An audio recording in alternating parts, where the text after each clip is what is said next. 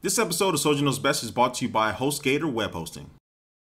Hey, what's up guys, Soldier Knows Best here. This is my review of the iPhone 4s. I'm going to talk about the design, the hardware, the software with iOS 5, and also Siri and her beautiful voice. And I'm going to talk about the camera and basically everything else as well. So let's go to first start talking about the design and the hardware. Now, if you first look at the iPhone 4s, you'll say, nothing has changed. Well, that's basically right. This looks exactly like the Verizon iPhone 4, but this iPhone 4s does have a SIM card slot. That's because the iPhone 4s is now a world phone, so basically you can use this on any network in the world, and Apple only has to design one single phone to be able to do this. But other than that, it still comes in black and white versions. Now it does have the white version, though, out of the box. But other than that, the design is basically the same as the iPhone 4. It just weighs about 0.1 ounces heavier, which is not important. I don't know why I said it, but yeah, it looks basically the same. Now, but on the inside, though, that's where things change. Now it does have a dual-core A5 processor, and both of those cores are 1 gigahertz, and also too, it does have 512 megabytes of RAM. As far as the camera, now it does have a 8 megapixel camera that can shoot and record in 1080p HD video at 30 frames per second. More on that a little bit later. And now it also does come in 16, 32, and 64 gigabyte versions. And other than that,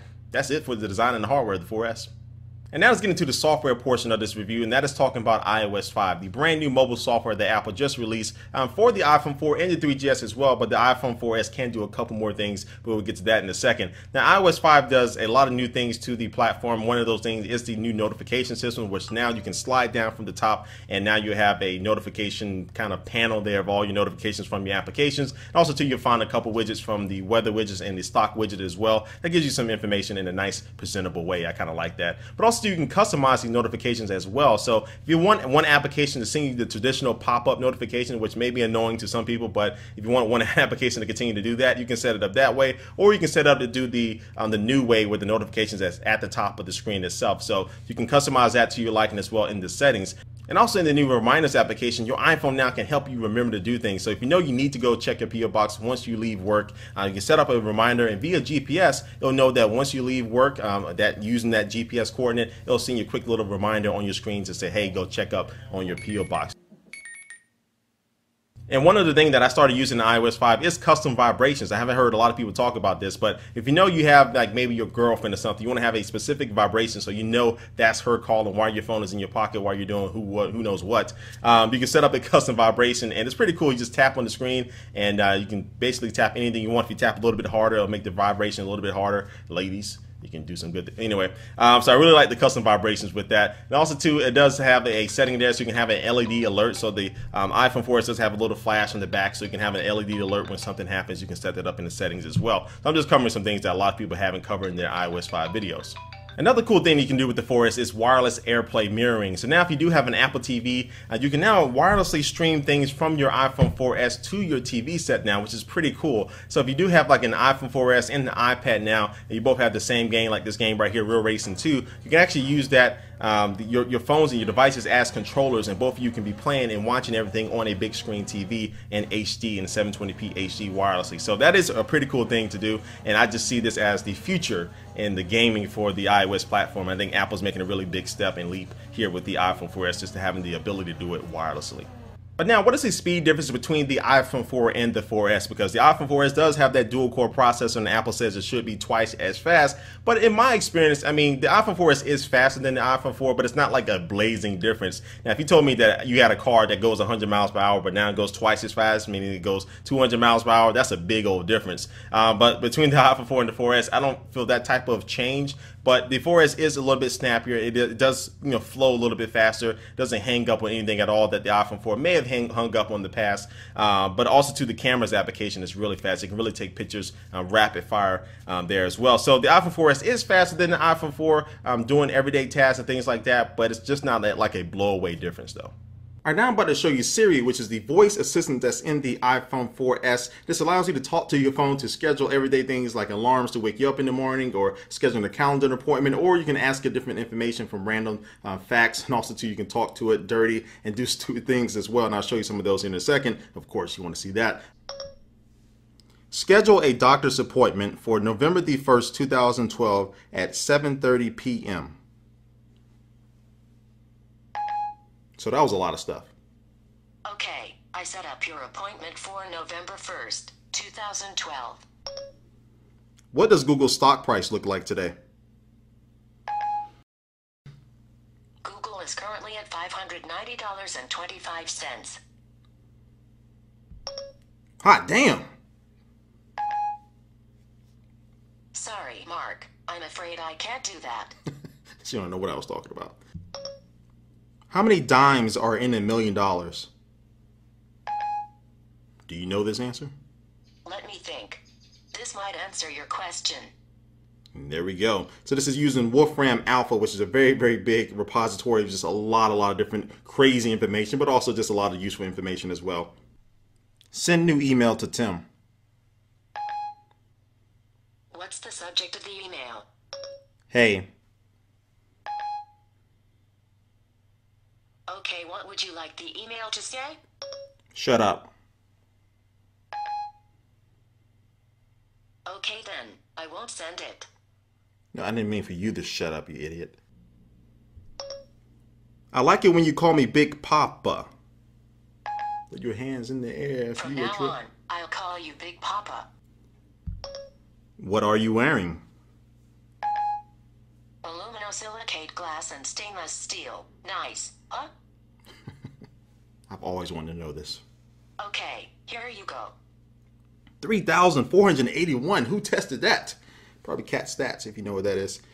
All right, guys, that's a quick look at Siri. But I do think this is a very useful feature. I don't think it's some gimmick like some people are saying out there. You're not going to be probably using this every single day. I will for my alarms and appointments and stuff like that. But it is way easier to schedule a doctor's appointment or put something on your calendar just by talking into it. Plus, Siri is personal as well. Apple has did a pretty good job of getting it very personal to a level where you can ask it dumb stuff, but also it'll be able to understand common slang or things like that. So for Siri, I give it a thumbs up.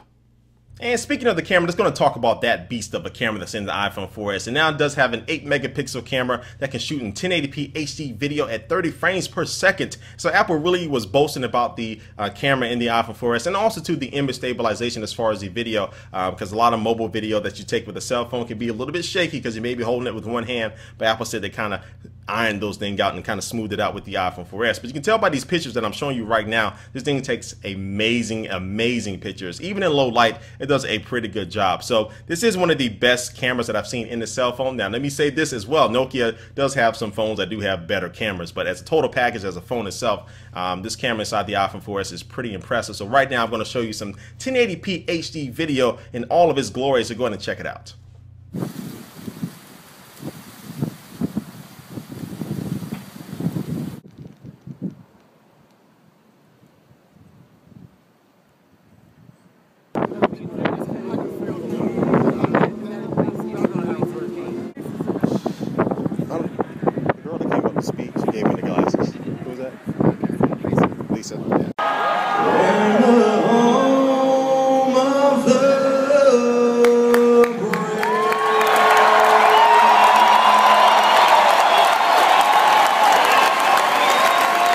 So as you can see, the video from the iPhone 4s is pretty darn impressive. 1080p HD video, 30 frames per second. Also, these 8 megapixel pictures really make this iPhone 4s cameras one of the best cameras out there on the cell phone. It's not the best. Nokia may have it beat in some regards, but the camera in the iPhone 4s is pretty darn impressive. Now it's going to talk about the call quality, because this is a smartphone. So we got rid of the smart part, right? But now it's going to talk about the phone part. And I have to say that the phone quality is basically the same as I found it from the iPhone 4. But one thing about the depth grip issue, which is a big deal with the iPhone 4 as far as the way you hold the phone, can cause you to lose bars and lose reception. Now you can still do that though, but you really have to be squeezing hard. But now if you are going to be using your phone in either your left or your right hand just normally, you're not going to have that problem anymore at all. Apple did improve that just a little bit by the way the antennas work now. But I would say the call quality is pretty much unchanged from the iPhone 4.